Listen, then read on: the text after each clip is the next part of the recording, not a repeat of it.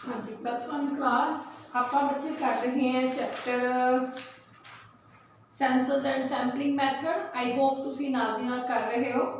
बाकी थानू मैं करवा चुकी हूँ बेटा सेंसस एंड सैंपल मैथड की है, ठीक है। सेंसस मैथड की सूटेबिलिटी, मैरिट्स, डीमैरिट्स, सैंपल मैथड की सूटेबिलिटी, मैरिट्स, डीमैरिट्स, सैंपल की किहड़े-किहड़े एसेंशियल्स होने चाहिए है, मैथड ऑफ सैंपलिंग इहदे विच आपां कर लिया सी रैंडम सैंपलिंग, है ना, lottery method, table of random numbers, फिर मैं थानू रैंडम सैंपलिंग ते हैपर सैंपलिंग का डिफरेंस करवाया सी, परपोजिव और डेलीबरेट सैंपलिंग अपना हो गया सी, है ना।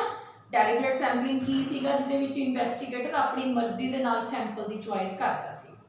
हुण अपना अगला आ गया stratified and mixed sampling. Strata मतलब ग्रुप, स्ट्रेटा मतलब की हुंदा ग्रुप। ਆਪਾਂ ਇਹਦੇ ਚ ਐਵੇਂ ਕਰਦੇ ਹੁੰਦੇ ਆ ਵੀ ਜਿਵੇਂ ਟੋਟਲ ਪਾਪੂਲੇਸ਼ਨ ਹੈ ਉਹਨਾਂ ਨੂੰ ਪਾਪੂਲੇਸ਼ਨ ਨੂੰ ਉਹਦੀਆਂ ਕਰੈਕਟਰਿਸਟਿਕਸ ਤੇ ਬੇਸਡ 2 ਜਾਂ 3 ਪਾਰਟਸ ਦੇ ਵਿੱਚ ਡਿਵਾਈਡ ਕਰ ਲੈਂਦੇ ਆ। ਹਰੇਕ ਪਾਰਟ ਦੇ ਵਿੱਚੋਂ ਆਪਾਂ ਸੈਂਪਲ ਸਿਲੈਕਟ ਕਰ ਲੈਂਦੇ ਆ, ਠੀਕ ਹੈ। ਕੀ ਕਰਦੇ ਆ ਆਪਾਂ ਸਾਰੀ ਪਾਪੂਲੇਸ਼ਨ ਨੂੰ 2 ਜਾਂ 3 ਪਾਰਟਸ ਦੇ ਵਿੱਚ। ਪਹਿਲਾਂ ਇਹਦਾ ਡੈਫੀਨੇਸ਼ਨ ਦੇਖੋ ਕੀ ਹੈ। ਇਹ ਕਹਿੰਦਾ ਇਹਦੇ ਵਿੱਚ ਆਪਾਂ ਕੀ ਕਰਦੇ ਆ, population divide in different strata.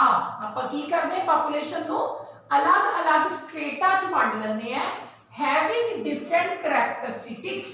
हरेक स्ट्रेटा दियां अलग अलग करैक्टरिस्टिक्स होंगे, जिवें मैथ वाले बच्चों का अलग स्ट्रेटा बना लिया, इकनॉमिक्स वालों का अलग बना लिया, अकाउंट्स वालों का अलग बना लिया, and some of the items are selected from each strata.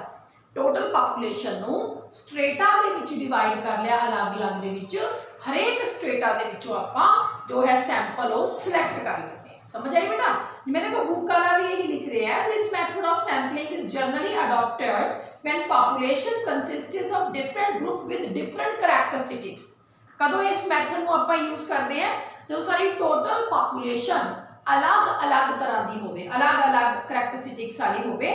Each strata should be represented in correct proportion of sample। जिवें तुहानूं एग्जांपल दे रहे हैं भी तुहाडी 11th क्लास दे विच 50 स्टूडेंट्स हैं, जिहदे विचों 30 स्टूडेंट्स ने मैथमैटिक्स लिया, 20 स्टूडेंट्स जिहड़े हैं होम साइंस को स्टडी करके आए 10th दे विच। आपां ने की करिया 30 स्टूडेंट का अलग स्ट्रेटा बना लिया, 20 स्टूडेंट का अलग स्ट्रेटा बना लिया, ते हरेक स्ट्रेटे दे विचों आपां कुछ सैंपल्स नूं सिलेक्ट कर लिया और इहदे विचों जो सैंपल साडे कोल सिलेक्ट होके आए उन्हां नूं आपां ने सैंपलिंग मैथड दे विच एज अ सैंपल सिलेक्ट करिया ते उन्हां तों आपां ने जानकारी कलैक्ट कर ली। मतलब एक एक नाल गल करन दी बजाए टोटल पापूलेशन नूं डिफरेंट स्टेटा दे विच आपां ने डिवाइड कर लिया। हरेक स्टेटा दे विचों आपां अपनी लोड़ अनुसार जिहड़े हैगे आ सैंपल लै ले ते उन्हां सैंपल तों आपां ने इंफॉर्मेशन कलैक्ट कर ली। ये कहता कि however items may also be selected unproportionately from different strata। some time आपां देख लैंदे हैं भी आपां जिहड़े 30 बच्चे हैं उन्हां चों जी 3 बच्चे लै ले, 20 चों आपां 2 बच्चे लै ले हैगे है ना। कई बारी तो आपां एवें लै लैंदे हैं, कई बारी ये भी हो सकता है कि 30 चों आपां 4 लै लो, 20 चों 1 लै लो, एवें अनप्रपोर्शनेटली भी आपां इहदे विच सैंपल जिहड़े हैगे आ सिलेक्ट कर सकते हैं, ठीक है।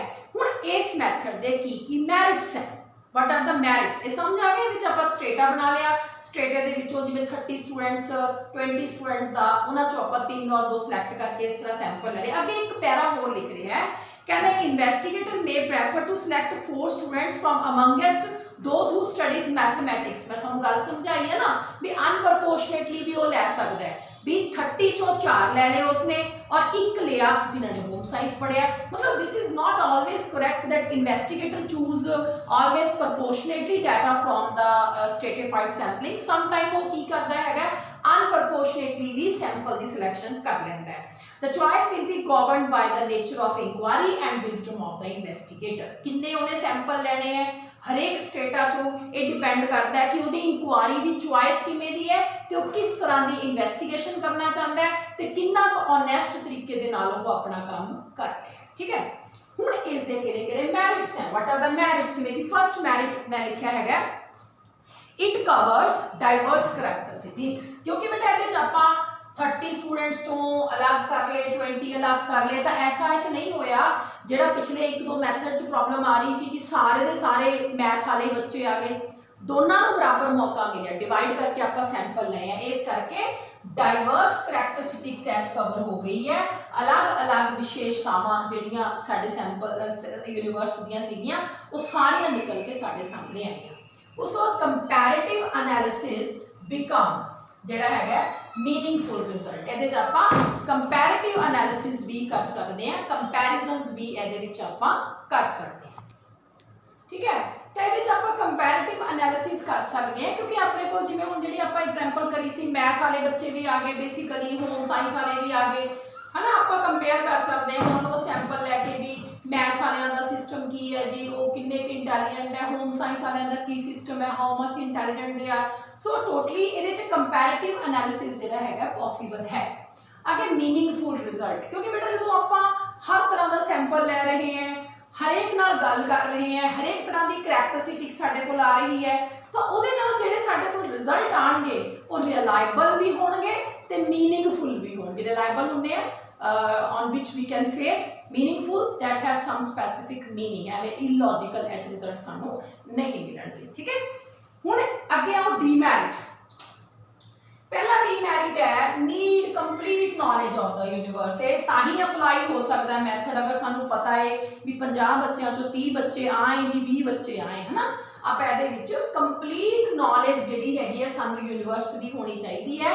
अगर सानू यूनीवर्स दी कंप्लीट नॉलेज नहीं हैगी है तो आपां इस मैथड नू अप्लाई नहीं कर सकते। क्यों नहीं कर सकते? क्योंकि आपां उहदा स्ट्रेटा बनाना है। स्ट्रेटा तां बनूगा अगर सानू करैक्टरिस्टिक्स की नॉलेज है। तो पहला डीमैरिट इस मैथड का की है कि इहदे which need complete knowledge of the universe, सानू यूनीवर्स की कंप्लीट नॉलेज की इहदे विच लोड़ पैंदी है। दूसरा पॉसिबिलिटी ऑफ द बायस, क्योंकि आप सैंपल की सिलैक्शन करते टाइम बायस हो सकते हैं। जिवें मैंने कहा भी कई बार आप अनप्रपोर्शनेटली भी सैंपल सिलैक्ट कर लेंगे हैं, तो हो सकता है ये आप सारे के सारे लाइक आपको 5 सैंपल चाहिए सी 30 चों आपने 4 जोड़े है वो मैथ वाले ले ले, होम साइंस वाला एक ही लिया है ना, या आप 30 के विचों जो 4 लैने वो भी आप ले ले जो आपको वधिया लग रहे थे। तो बायसनैस जोड़ा है पक्षपात है 99% चांसिस जोड़े है वो बायसनैस के पाए जाते हैं। Number third, if size of population is small it become difficult to further divide. थोड़े जे लोग हैं लाइक 5 बच्चे हैं, तुसीं ओहदा स्ट्रेटा किवें बनाओगे? अगर पॉपुलेशन का साइज बहुत थोड़ा है तो उस सिचुएशन दे विच स्ट्रेटा का डिवीजन करना औखा हो जाता है। जिवें मैंने लिखा है, when the size of population is already small it may be difficult to further divide into different strata and parts. ठीक है, तो यह पहला डीमैरिट की हो गया, सानू कंप्लीट नॉलेज की लोड़ है और ये बायसनैस बहुत ज्यादा पाई जाती है। इस तो इलावा अगर ऑलरेडी स्मॉल पॉपुलेशन है फिर ये सानू काम नहीं देता। अगे है systematic sampling. The next one is systematic sampling. Systematic sampling दे विच आपां टोटल पॉपुलेशन नू एक सिस्टम दे विच अरेंज कर लेंगे हैं। जिवें आपां उन्हां नू सीरियल ऑर्डर च रख लिया, या आपां उन्हां नू ABC अल्फाबैटिकली रख लिया, या आपां उन्हां नू जियोग्राफिकली रख लिया। जियोग्राफिकली का मतलब है जिवें सुनाम दे अगर बच्चे डिवाइड करने हैं तो जेडे बच्चे इंद्रावस्ती एरिए आ रहे हैं उन्होंने अलग रख लिया, जेडे पुराने सुनाम चो आ रहे हैं अलग रख लिया, जेडे मोराली चो आ रहे हैं जियोग्राफिकली उन्होंने डिवीजन कर लिया। डिवीजन करने तो बाद फिर आपां की करिया लाइक उन्होंने बच्चों को 1 to 100 स्टूडेंट्स हो गए हो, उन्होंने चो पहला ले लिया 5th बच्चा, फिर ले लिया आपने 10th, फिर 15, 20, 25, 30, इस तरह एक प्रॉपर सीक्वेंस आप सिलेक्शन कर लेंगे हैं। मैंने लिखा कि अकॉर्डिंग टू दिस मैथड, इस मैथड के की होंदा है भी arrange the population numerically, geographically या एनी अदर वे, किसी और तरीके नाल अरेंज कर सकते हैं। न्यूमेरिकली अरेंज कर सकते हैं, जियोग्राफिकली अरेंज कर सकते हैं, अल्फाबैटिकली भी उसको अरेंज किया जा सकता है। And every nth item of the numbered item is selected. nth in the sense जिस तरह मैं तुहानू दस्सिया कि 5th बच्चा ले लिया, 10th ले लिया, आप कोई सीक्वेंस रख लेने हैं। अगर 20 का गैप लेना है तो पहला आप ले लिया लाइक 8th रोल नंबर वाला, फिर आप ले लिया 28, फिर ले लिया 48, इस तरह आप अरेंज कर लेने हैं। To illustrate, if 10 out of the 100 students are to be selected for a sample then 100 students would be numbered and systematically arrange. ठीक है, आप 100 स्टूडेंट को सिस्टमैटिकली अरेंज कर लिया। One item of the first 10 would be selected at random, पहले 10 चो आप एक रैंडमली ले लिया। Subsequently every 10th item from the selected number will be selected for the sample. For example कहना मान लो पहला रैंडमली 5 आ गया, उस तो बाद कितना ले लिया ਆਪਾਂ 15th then 25 then 35। सो ਇਹਦੇ ਵਿੱਚ ਇੱਕ ਸਿਸਟਮ ਦੇ ਨਾਲ ਆਪਾਂ ਚੱਲਦੇ ਹਾਂ, that is why we call it a systematic sampling। Like ਪਹਿਲਾਂ ਆਪਾਂ ਨੇ ਇਹਦੇ ਚ ਜਿਹੜਾ ਪਹਿਲਾ ਸੈਂਪਲ ਲੈਣਾ ਰੈਂਡਮਲੀ ਲੈ ਲੈਣਾ, ਅਦਰ ਜਿਹੜੇ ਬਾਕੀ ਹੈਗੇ ਉਹਨਾਂ ਨੂੰ ਇੱਕ ਸਿਸਟਮ ਦੇ ਵਿੱਚ ਆਪਾਂ ਨੇ ਅਰੇਂਜ ਕਰਨਾ। ਹੁਣ ਇਹਦਾ ਫਾਇਦੇ ਕੀ ਹੈ, ਮੈਰਿਟ ਕੀ ਹੈ? It is simple method, no bias, no bias in the sense कोई पक्षपात हो ही नहीं सकता।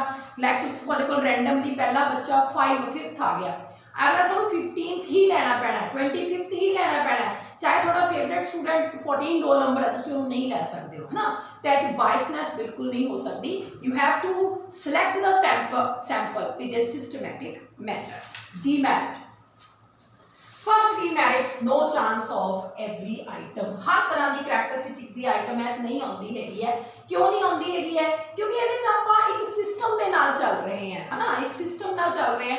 हो सकता 5, 15, 25, 35, 45 ये सारे के सारे बच्चे इकनॉमिक्स वाले ही आ गए, अपन इंग्लिश मैथ का कोई स्टूडेंट मिलिया ही नहीं है। तो इस तरह के हर तरह की आइटम के आने में every item in the population does not get equal chances of being selected because only the first item is selected on the basis of random sampling. पहली आइटम ही रैंडम सैंपलिंग ली जाती है, बाकी सानू सिस्टम अकॉर्डिंग ही करनी पैंदी है। ये वो कहता पहला नुकसान। दूसरा इस प्रॉब्लम की है, if all the items are same having no value, सारियां ही आइटम्स अगर सेम हैगियां फिर सिस्टम चलन की की लोड़ है। सारे बच्चे 100 आउट ऑफ 100 है, बच्चे भी 100 है, फिर अपन की लोड़ है इस मैथड च अप्लाई करने की, पहले 10 बच्चे ले लो। तो अगर सारियां आइटम्स होमोजीनियस है, सेम है, तो ये मैथड की कोई वैल्यू नहीं ले जाती। ठीक है, तो पहला डीमेरिट की हो गया, each item doesn't have chance of being selection equally, and the second is if the items are homogeneous then this method have no value। आगे आ गया quota sampling. Quota is quantity। ठीक है, in this method the population is divided into different